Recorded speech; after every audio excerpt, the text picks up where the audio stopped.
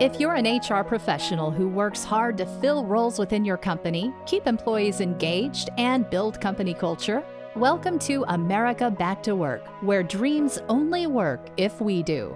We'll share wide-ranging issues surrounding pre-employment background screening, HR topics such as recruiting, hiring, labor trends, and company culture, as well as broader HR-influenced business topics such as customer experience, service level excellence, and protecting what matters through best practices in prevention, protection, and corporate security.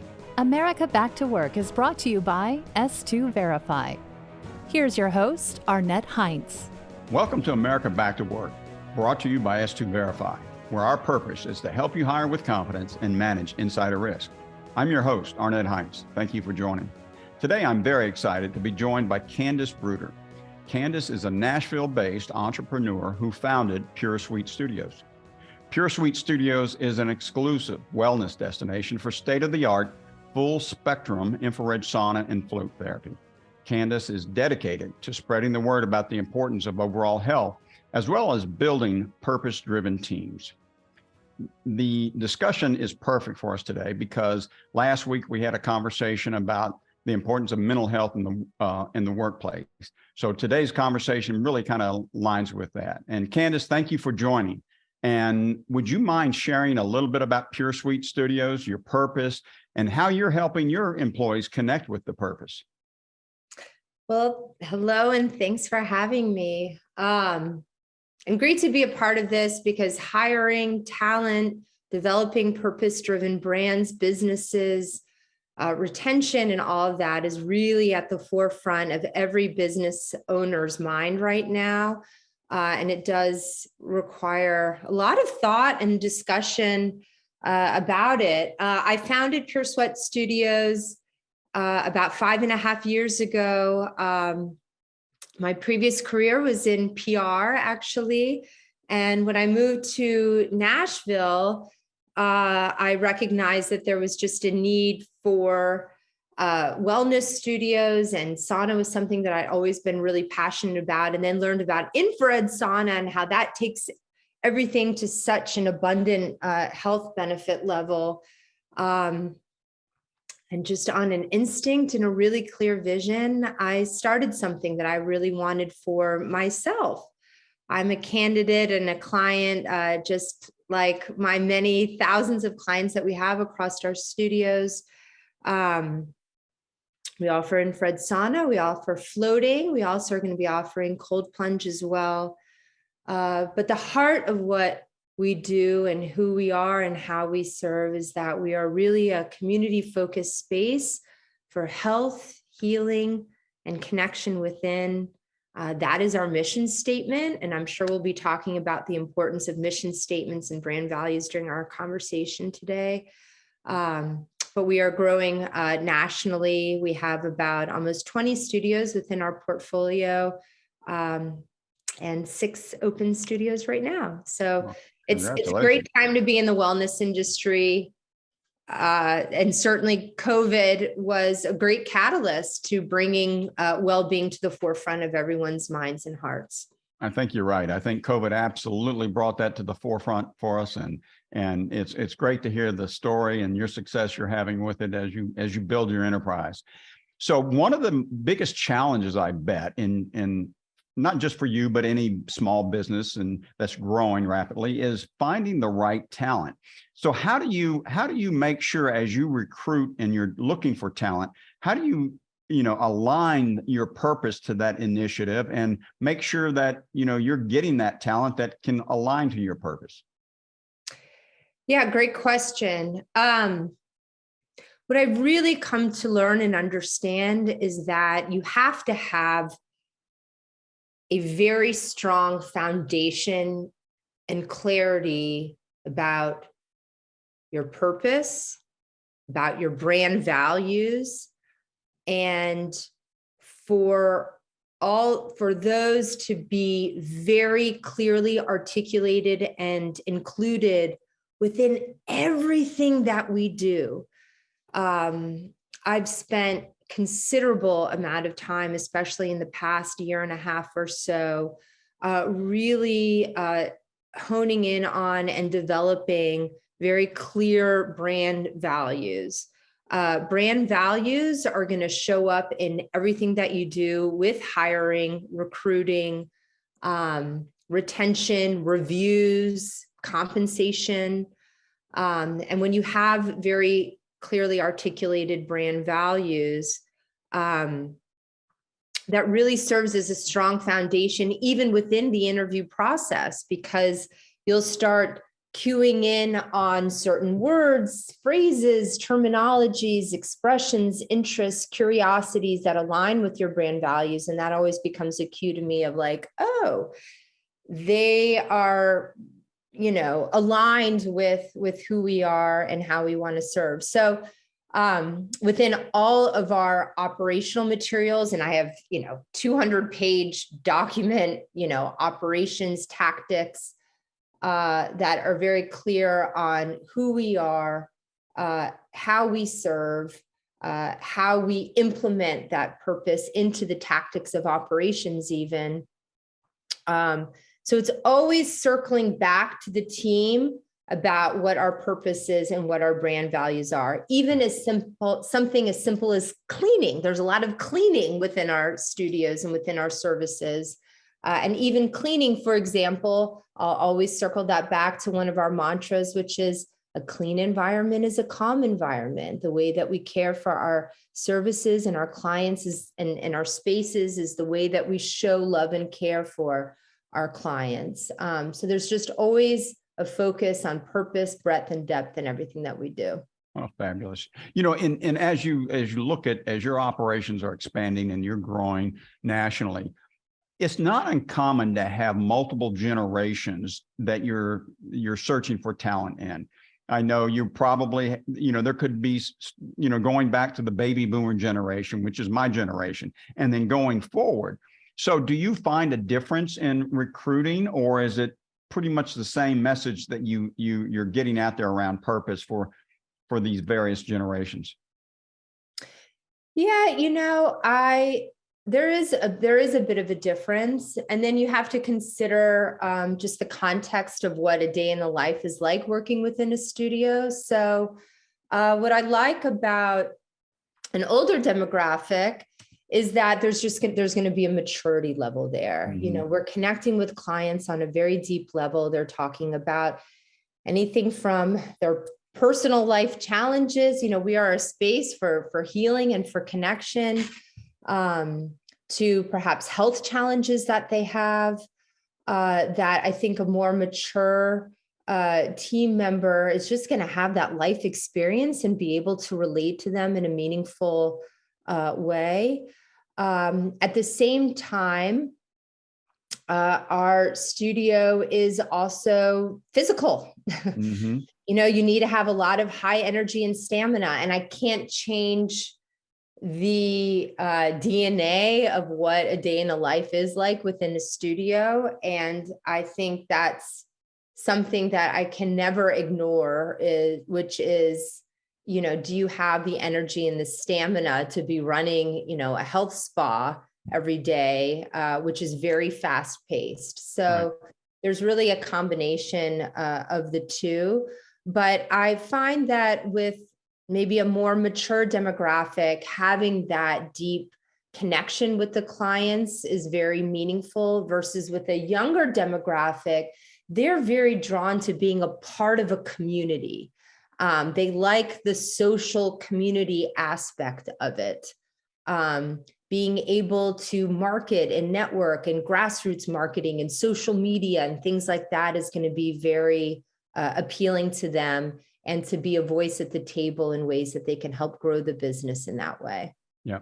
Do you have a tip or two that you could offer on questions you might ask a candidate during the interview process about, how they, it should be the candidate's responsibility to do a little research on their own. How do you find out if they truly understand the company's purpose?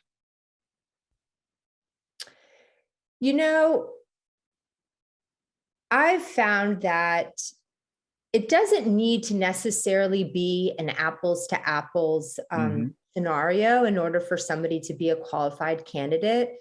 First of all, there are not really that many infrared sauna and float studios around. Right. So I'm not going to find a lot of people that have had actual apples to apples experience.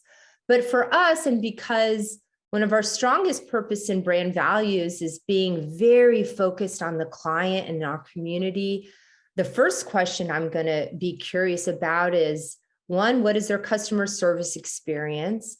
And two, are they people?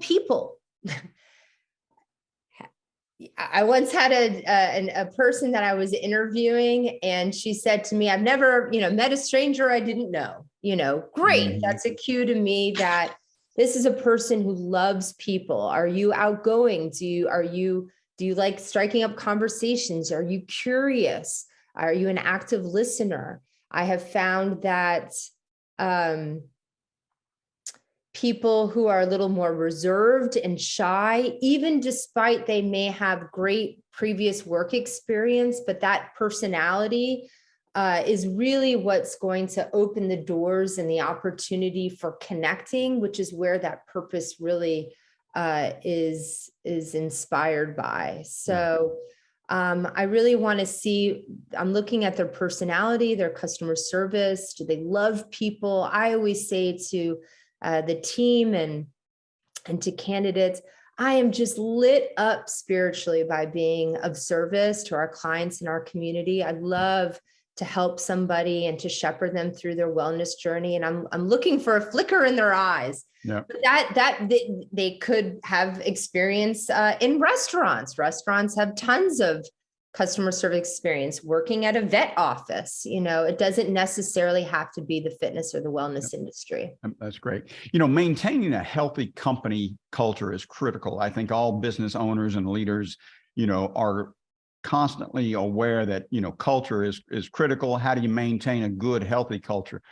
Do you have any tips, or how do you check the status of your organization? Things that you do that kind of help our audience understand these might be some tips to adopt. Well, that's a great question, because I had to really honestly and humbly ask myself, we focus so much on the client care and the well-being of our clients. How am I also fostering that well-being and mirroring that for our team as well? Kind of going back to your original question or your previous question, something I also always want to ask is, what is their why? Mm-hmm. What is their why for wanting to be a part of a wellness industry? Do they have a compelling story to share? Are they on their own wellness journey as well? Maybe they have an autoimmune disease. Maybe they've battled with mold toxicity, for example, and they've chosen to take very proactive, holistic approaches to their health and to their recovery. So really understanding what their why is. And I'm also very clear in asking them, what are their goals? Within a business, there are so many different facets to it, whether it's operations or it's marketing or it's events or social media. And we're expressing and tapping into our community and our purpose within all of those different channels. And I'll ask them, what interests you? We are a young, progressive, nimble company. All ideas are welcome to the table. What are certain areas that you want to grow in that we can help focus you in on? And then also, we're going to be asking and listening and learning, how can we help support their wellness practice? How can they use our studio as a resource to enhance a wellness practice? And in our studios, we have so many different people that come through our doors, from wellness practitioners, educators, influencers, you name it. There's so many opportunities for them to tap into that. Yeah. When it comes to motivating employees with your purpose-driven concept in your company, do you believe that smaller or early stage companies have an advantage over to something maybe larger in nature? Is that an advantage in small business today? Yes and no. Yes, from the sense that when I said we're young, we're progressive, we're growing, all ideas welcome to the table. You are a voice at the table, and I think that really resonates with candidates, and especially, well, anybody really. It doesn't matter what age you are. At the same time, it also means that maybe these certain like programs, policies, and structures haven't been indoctrinated and in place for decades. And so things can be quick moving, or can shift a bit. And so there's always that balance of wanting to have stability and structure while being nimble enough to incorporate new ways that can streamline processes or make an environment more rewarding. We always have, 30, 60, 90-day reviews. We have team meetings. It's really important to have that one-on-one time. And despite as strong as your brand values, your purpose, your mission may be, if you don't have somebody on the team who's really a touch point for the team and is coaching and instructing along the way, then really things just kind of fall from the wayside. So you have to look at things very holistically. Something else that I think is important to share too, that I've really learned along the way is also being a young entrepreneur myself, is the difference between being an instructor and a coach. Yep. I learned that about myself, and always humbly assessing what are ways that I can improve myself. How can I be a better leader? I noticed that I was a great instructor. Do this, do it that way. This is how we do it. This is how we present, versus a coach is going to include the team within the training process. We do a lot more role playing now. Instead of memorization, it's more interactive. And I found that is a really powerful way to engage a team within a training process to really better understand the culture, so that they feel that they are a part of the ideas and the solutions and not just memorizing something. Yeah.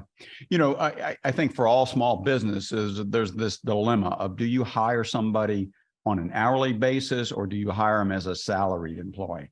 What's your perspective on that, and any particular advantages or disadvantages to the way you approach that?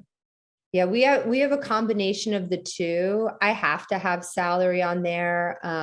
For me, salary signifies a real commitment. Mm-hmm.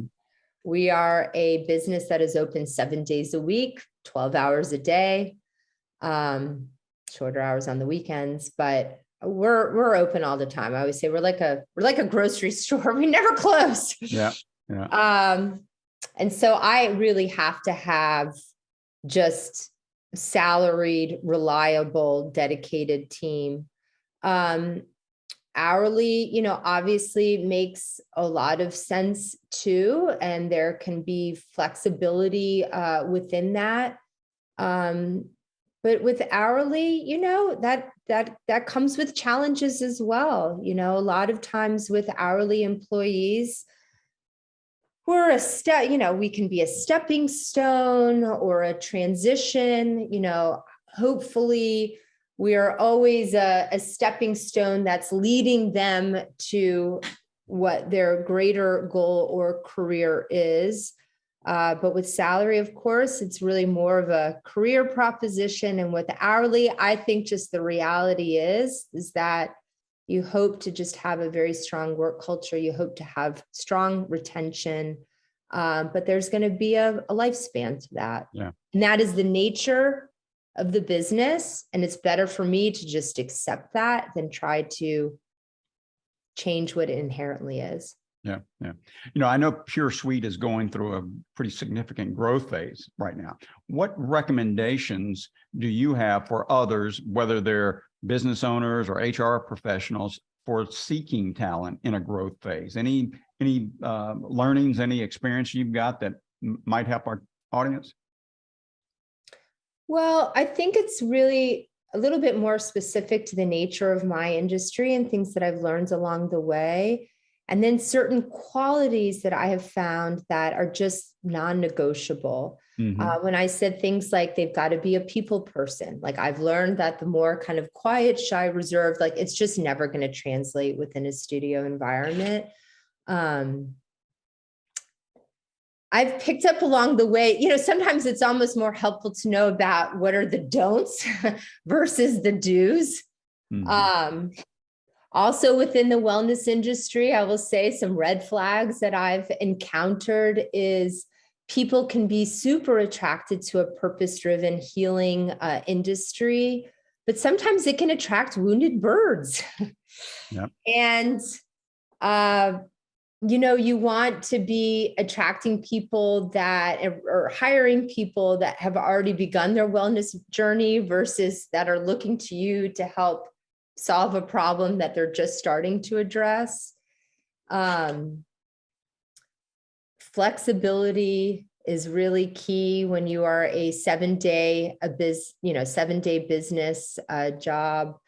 You really have to have flexibility. So if somebody's already coming to us with, well, I can only work these times or these days or whatnot, like I just know that it's not going to work. And I feel like one of the best advice that I ever received, which was hire slowly, fire quickly.